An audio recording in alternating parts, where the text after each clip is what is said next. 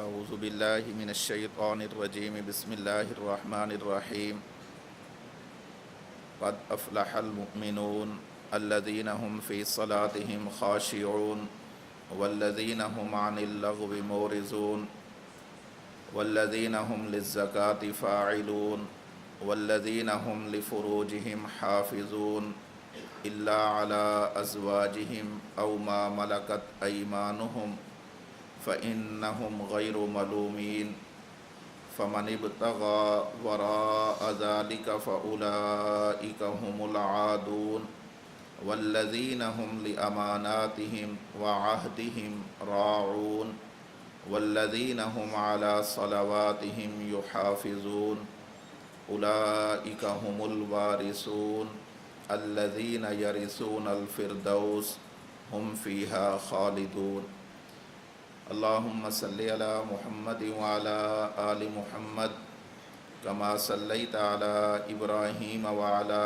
آل إبراهيم إنك حميد مجيد اللهم بارك على محمد وعلى آل محمد كما باركت على إبراهيم وعلى آل إبراهيم إنك حميد مجيد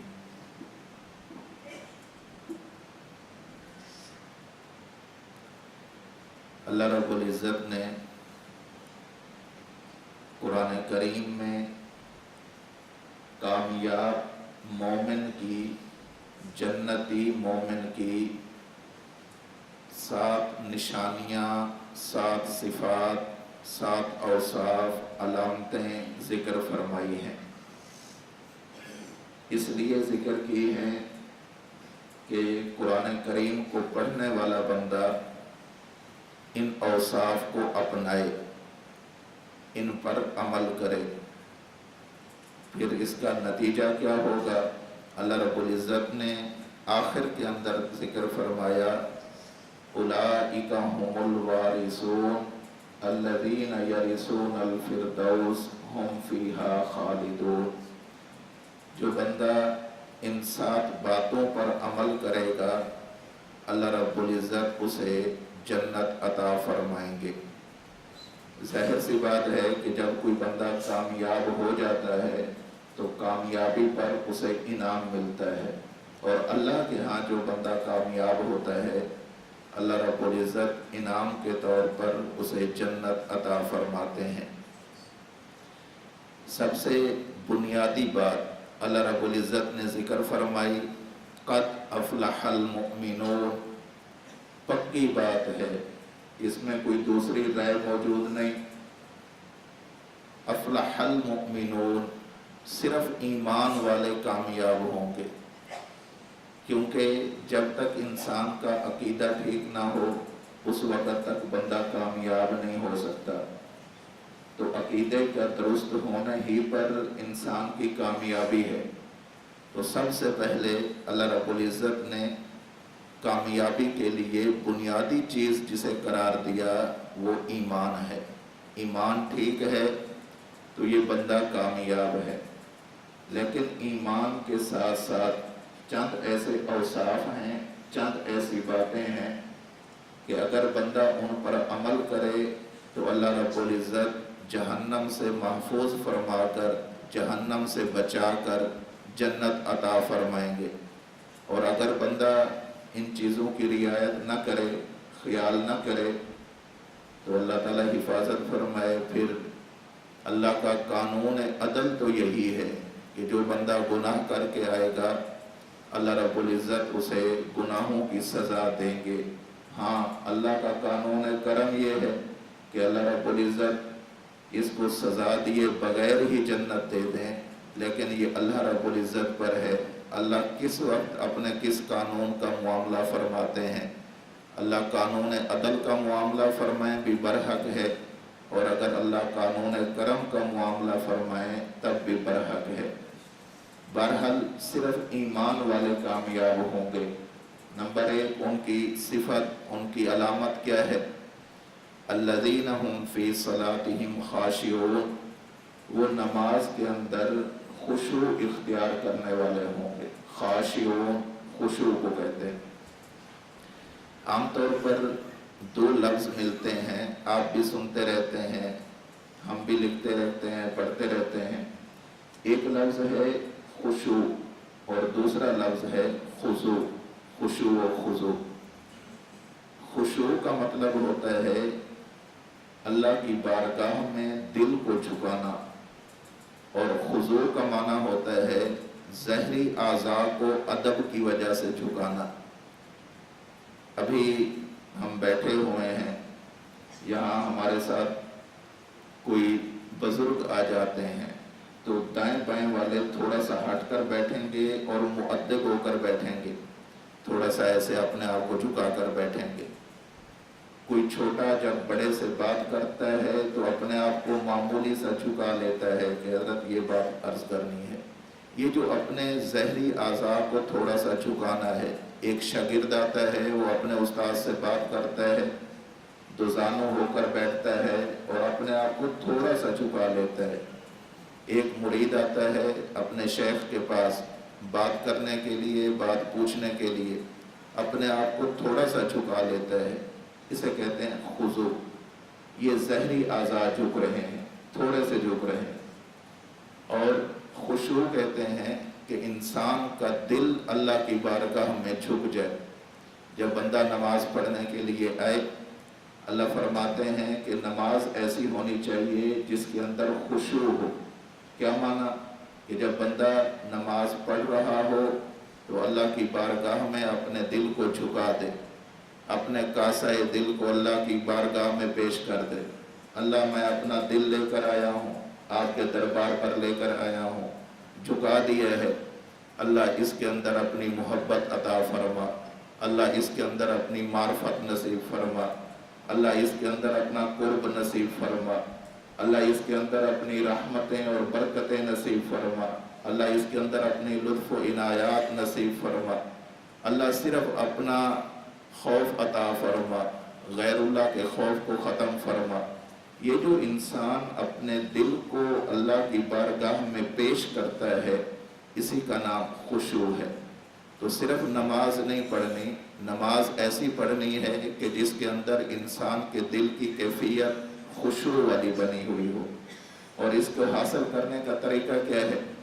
مشائخ نے لکھا ہے، علماء نے لکھا ہے کہ اس کا سب سے آسان طریقہ یہ ہے کہ نماز کے اندر ہم جو کچھ پڑھ رہے ہوتے ہیں، ثنا پڑھی ہے، سورۃ فاتحہ پڑھی ہے، قرآن کریم کی کوئی سورت تلاوت کی ہے، پھر رکوع ہے، تسبیحات ہیں، تشہد ہے، سجدہ ہے، یہ جتنی چیزیں نماز کے اندر عربی زبان میں ہم پڑھ رہے ہیں، ہمیں ان کا معنی یاد ہونا چاہیے۔ الحمدللہ رب العالمین معنی کیا ہے؟ الرحمن الرحیم، مالک یوم الدین، ان کا معنی کیا ہے؟ پھر جب بندہ نماز پڑھ رہا ہو تو اس معنی کو یاد کیا جائے، اس معنی کو ذہن میں رکھا جائے، دل میں رکھا جائے۔ جب انسان ایسی نماز پڑھتا ہے کہ نماز کے اندر پڑھی جانے والی چیزوں کا استحضار رکھتا ہے، یاد رکھتا ہے، دل کے اندر انہیں مستحضر رکھتا ہے، تو پھر انسان کو اللہ رب العزت نماز میں خشوع والی کیفیت نصیب فرما دیتے ہیں۔ اللہ ہم سب کو نصیب فرمائے۔ خشوع کی ایک تفسیر حضرت امام حسن بصری رحمۃ اللہ علیہ سے تفسیر سمرقندی میں موجود ہے۔ حضرت حسن بصری رحمہ اللہ اسی آیت کی تفسیر میں فرماتے ہیں، خاشعون ای الذین لا یرفعون ایدیہم فی الصلاۃ الا فی التکبیرۃ الاولی، کہ سوائے تکبیر تحریمہ کے پوری نماز کے اندر رفع یدین نہ کرنا بھی خشوع ہے۔ یہ حضرت امام حسن بصری رحمۃ اللہ علیہ سے اسی آیت کے ذیل کے اندر یہ تفسیر منقول ہے۔ دوسری صفت والذین ھم عن اللغو معرضون، وہ بیکار باتوں سے، فضول کاموں سے اعراض کرتے ہیں، اپنے آپ کو دور رکھتے ہیں، بچاتے ہیں۔ مومن کی شان یہ ہے کہ وہ فضول بات بھی نہیں کرتا، فضول کام بھی نہیں کرتا۔ فضول باتیں اور فضول کام کون سے ہوتے ہیں؟ جس میں نہ انسان کے دین کا کوئی فائدہ ہو اور نہ ہی انسان کی دنیا کا کوئی فائدہ ہو۔ ہاں اگر انسان کے دین کا فائدہ ہے، پورا دن بھی بولے فضول نہیں ہے۔ انسان کی دنیا کا فائدہ ہو، جائز دنیا کا فائدہ ہو، انسان پورا دن بھی بولے تو اس پر کوئی گناہ نہیں ہے۔ حکیم الامت مجدد الملت حضرت مولانا اشرف علی تھانوی رحمۃ اللہ علیہ نے ایک مقام پر لکھا ہے کہ ایک شخص ہے، سبزی بیچتا ہے، چھابڑی لگاتا ہے، پورا دن آواز لگاتا ہے اور اپنے سبزیوں کے نام گنتا ہے، آلو لے لو، مٹر لے لو، پیاز لے لو وغیرہ۔ یہ پورا دن بھی کہے گا، اللہ رب العزت اس کو ثواب عطا فرمائیں گے کیونکہ رزق حلال کما رہا ہے۔ اور اگر کوئی بندہ اس بیچنے والے کی نقل اتارتا ہے اور یوں کہہ دیتا ہے آلو لے لو، مٹر لے لو، یہ جو بندہ سبزی بیچنے والا نہیں، سبزی بیچنے والے کی نقل اتارنے والا ہے، اللہ کے ہاں اس کا مواخذہ ہوگا۔ بھئی آپ کے ذمہ تو سبزی بیچنا نہیں تھا، آپ نے یہ بیکار بات کیوں کی جس سے آپ کی دنیا کا بھی کوئی فائدہ نہیں، آپ کی آخرت کا بھی کوئی فائدہ نہیں، آپ کے دین کا بھی کوئی فائدہ نہیں۔ تو دوسری صفت اللہ رب العزت نے ارشاد فرمائی والذین هم عن اللغو معرضون، بیکار باتوں سے، فضول باتوں سے، فضول کاموں سے اعراض کرتے ہیں، منہ پھیر لیتے ہیں، بس اپنے کام سے کام رکھتے ہیں۔ تیسری چیز والذین هم للزکاة فاعلون، جو تزکیہ کرنے والے ہیں۔ تزکیہ کا عام فام سادہ معنی یہ ہے کہ انسان گناہوں سے بچے، اگر گناہ ہو جائیں تو اللہ کی بارگاہ میں توبہ کرے، یہ تزکیہ ہے۔ طریقت یہی ہے، تصوف یہی ہے۔ پھر اس کے مراتب ہیں، بنیادی طور پر یہی بات ہے۔ تزکیہ کا سادہ مفہوم کیا ہے کہ انسان اپنی زندگی کو گناہوں سے بچاتا رہے، کوشش کرتا رہے، پھر بھی جان بوجھ کر کر بیٹھے، بھولے سے ہو جائے، چاہتے ہوئے ہو جائے، نہ چاہتے ہوئے ہو جائے، بادل نخواستہ ہو جائے، تب یہ اللہ کی بارگاہ میں توبہ کر لے۔ بس یہ ایسا انسان ہے کہ جس نے اپنے لیے تزکیہ حاصل کر لیا، اور اللہ رب العزت کا فیصلہ ہے قد افلح من زکاہا، جس بندے نے اپنا تزکیہ کر لیا، اپنے آپ کو گناہوں سے دور کر لیا، اللہ فرماتے ہیں کہ میری نگاہ کے اندر یہ بندہ کامیاب ہے۔ چوتھی والذین هم لفروجہم حافظون، جو اپنی شرمگاہوں کی حفاظت کرنے والے ہیں، ناجائز شہوانی باتوں سے اپنے آپ کو بچانے والے ہیں۔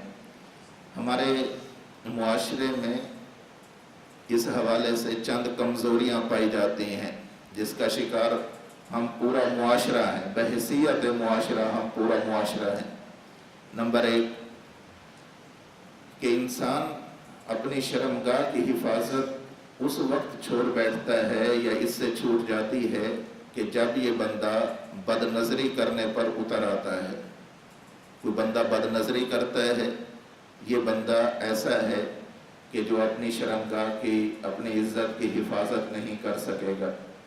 حضرت عبداللہ بن مسعود رضی اللہ تعالی عنہ سے معجم کبیر طبرانی میں روایت موجود ہے، اللہ کے رسول صلی اللہ علیہ وسلم نے ارشاد فرمایا ان النظرۃ سہم من سہام ابلیس مسموم، بد نظری شیطان کے تیروں میں سے ایک تیر ہے، مسموم بلکہ زہریلے تیروں میں سے ایک تیر ہے۔ جس بندے کو بد نظری کی عادت پڑ جاتی ہے، یہ شیطان کا تیر بن جاتا ہے، شیطان اس کو جہاں چاہے فٹ کر دے۔ اور آپ کا کیا خیال ہے شیطان ہمیں کہاں بھیجے گا؟ کمان میں رکھ کر شیطان جہنم میں بھیجے گا۔ اللہ کے رسول نے فرمایا ان النظرۃ سہم من سہام ابلیس مسموم، آگے اللہ کے رسول نے فرمایا من ترکھا مخافتی، جس بندے نے اس بد نظری کو چھوڑ دیا، اور بد نظری کو چھوڑنے کی وجہ مخافتی، میرا ڈر تھا، میرا خوف تھا۔ اللہ کا خوف دو طرح کا ہوتا ہے، ایک اللہ کا خوف ہے کہ اللہ میں آپ کی جہنم سے ڈرتا ہوں، اللہ میں آپ کی طرف سے دنیا میں آنے والے عذاب سے ڈرتا ہوں، اللہ میں آپ کی طرف سے آنے والے برزخ اور قبر کے عذاب سے ڈرتا ہوں، یہ بھی اللہ کا خوف ہے۔ اور ایک اس سے بڑھ کر خوف ہے جسے صوفیاء کی اصطلاح میں، مشائخ کی اصطلاح میں خشیت کہا جاتا ہے۔ خشیت کا معنی یہ ہوتا ہے کہ اللہ کی ناراضگی سے ڈرنا، اللہ کے عذاب سے نہیں، اللہ کے محض ناراض ہونے سے ڈر جانا، یہ خشیت ہے۔ یہی وجہ ہے کہ اللہ رب العزت نے قرآن کریم میں جہاں علماء کی مدح بیان فرمائی ہے تو یہ بات ارشاد فرمائی، انما یخشی اللہ من عبادہ العلماء، یہ علماء ایسے ہیں کہ جو اللہ کی محبت میں اللہ سے ڈرتے ہیں، کہیں اللہ ناراض نہ ہو جائے۔ باقی جنت، جہنم، قبر، آخرت، اس کے معاملات بعد کے ہیں، اللہ کی ذات ہم سے ناراض نہ ہو جائے، اسے خشیت کہتے ہیں۔